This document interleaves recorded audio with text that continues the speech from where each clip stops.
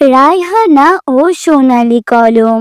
একটি শহরে ছোট্ট স্কুলে পড়তো রায়হানা। পড়াশোনায় তার খুব আগ্রহ ছিল। তার একটাই স্বপ্ন, একদিন বড় হয়ে ইসলামিক শিক্ষক হবে। একদিন শিক্ষক বললেন, আগামীকাল সবাই নিজেদের প্রিয় জিনিস নিয়ে আসবে আর বলবে সেটি কেন প্রিয়। রায়হানা ভাবল, তার প্রিয় জিনিস সোনালী কলম। এই কলম আব্বু তাকে দিয়েছিলেন যখন সে কোরআন শরীফ পড়া শেষ করেছিলেন। পরের দিন সবাই নিজেদের জিনিস দেখালো।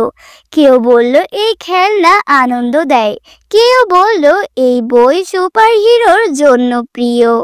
রায়হানা বলল, এই কলম আমার প্রিয় কারণ আমি এতে কোরআনের আয়াত লিখি। আব্বু বলেছেন যে কলম দিয়ে ভালো কাজ করা হয় সেটি আল্লাহর কাছে সবচেয়ে প্রিয়। শিক্ষক বললেন, রায়হানা তুমি শুধু কলম নয়, আমাদের হৃদয়ও ছুঁয়ে দিলে। রায়হানার সততা ও ইসলামিক ভাবনা দেখে সবাই অনুপ্রাণিত হলো। তারা ঠিক করলো তারা ভালো কাজের জন্য নিজেদের প্রিয় জিনিস ব্যবহার করবে। সত্য কথা বলা সাহসের কাজ। ইসলামিক মূল্যবোধ চরিত্র গঠন করে। আল্লাহর জন্য ভালো কাজ কখনো ছোট নয়। এই গল্প ভালো লাগলে লাইক, কমেন্ট এবং সাবস্ক্রাইব করতে ভুলবেন না।